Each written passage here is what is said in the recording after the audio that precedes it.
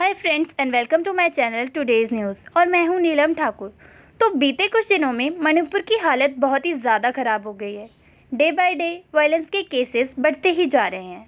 कुछ दिन पहले ही सोशल मीडिया पर मणिपुर का एक वीडियो वायरल हुआ है जिसमें दो औरतों को नेक्ड करके पहले उनसे परेड कराई गई और बाद में उन्हें सेक्सुअली हरास भी किया गया। तो डिटेल में डिस्कस करते हैं इस टॉपिक को कि मणिपुर क्यों जल रहा है, इस वायलेंस की शुरुआत कब, क्यों और कैसे हुई। तो 14 मई 2023 को मणिपुर में कुकी महिलाओं को निर्वस्त्र करके परेड करवाई गई। इसका एक वीडियो वायरल हुआ तो देश तो क्या पर विदेश में भी सब हैरान रह गए। जब से मणिपुर में वायलेंस शुरू हुई है तब से वहां पर इंटरनेट बंद कर दिया गया है। मणिपुर में वायलेंस कैसे और क्यों शुरू हुई, इस बात को जानने के लिए हमें पहले मणिपुर के बारे में जानना होगा। मणिपुर में 16 डिस्ट्रिक्ट हैं। राज्य का भूभाग मुख्य रूप से दो हिस्सों में बटा हुआ है। पहला हिस्सा है इम्फाल घाटी और दूसरा है पहाड़ी जिले। इम्फाल घाटी में 5 डिस्ट्रिक्ट हैं जिसमें मैती कम्युनिटी के लोग रहते हैं। ये लोग मेनली हिंदू हैं। मैती कम्युनिटी के लोग मेजॉरिटी में हैं। मणिपुर की टोटल पॉपुलेशन में 53% मैती कम्युनिटी के लोग रहते हैं। स्टेट की लगभग 10% ज़मीन पर ये लोग बसे हुए हैं। दूसरी तरफ आता है हिली एरिया जिसमें नागा और कुकी कम्युनिटी के लोग पाए जाते हैं। ये स्टेट के 90% से ज़्यादा हिली एरिया में रहते हैं। ये लोग माइनॉरिटी में पाए जाते हैं। मणिपुर में ऑलमोस्ट 34 मान्यता प्राप्त जनजातियाँ रहती हैं। इसमें मेन है नागा और कुकी। इसके मेंबर क्रिश्चियंस होते हैं।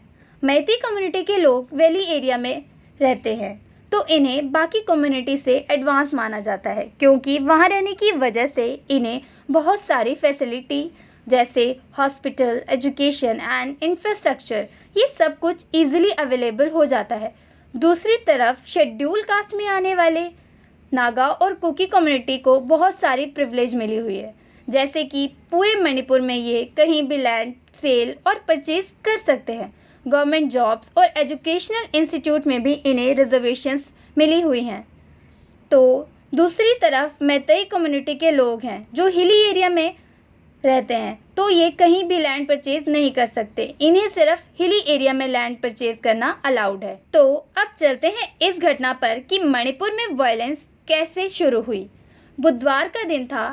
एक student organisation all tribal student union Manipur ने स्टेट के 10 पहाड़ी जिलों में आदिवासी एकता रैली का आह्वान किया था। ये rally non tribal Meitei community को शेड्यूल कास्ट का दर्जा देने के लिए जो डिमांड थी उसके अगेंस्ट प्रोटेस्ट करने के लिए बुलाई गई थी। बट रैली के दौरान कुछ लोगों ने मैतई कम्युनिटी के लोगों पर हमला कर दिया।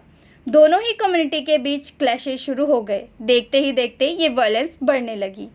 पूरे स्टेट में वायलेंस इंसिडेंट की खबरें आने लगी। बहुत सी दुकानों और घरों को जला दिया गया। लोगों को बाहर निकाल कर मारा पिटा गया। कुकी ट्राइबल्स के घरों में तोड़फोड़ की गई। हवाई फायरिंग हुई।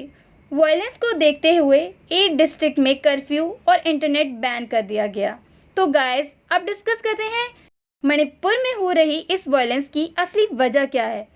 तो जो वहाँ मैतई कम्युनिटी के लोग हैं उन्होंने साल 2012 में गवर्नमेंट से अपील की थी कि हमें भी एसटी का दर्जा दिया जाए। तो जब उन्होंने ये अपील की तो गवर्नमेंट ने उनसे पूछा कि आप लोगों को एसटी का दर्जा क्यों दिया जाए। तो मैतई कम्युनिटी ने अपनी तरफ से कहा कि मणिपुर की परंपरा को बचाए रखने के लिए और अपना प्रचार प्रसार करने के लिए हमें एसटी का दर्जा मिल जाना चाहिए। ये मामला हाई कोर्ट में था। बट इस साल 19 अप्रैल को मणिपुर के उच्च न्यायालय ने बीजेपी के नेतृत्व वाली गवर्नमेंट ने कहा कि हम सेंट्रल गवर्नमेंट से इस बात की सिफारिश करेंगे और नेक्स्ट 4 वीक्स में अपना फैसला बता देंगे।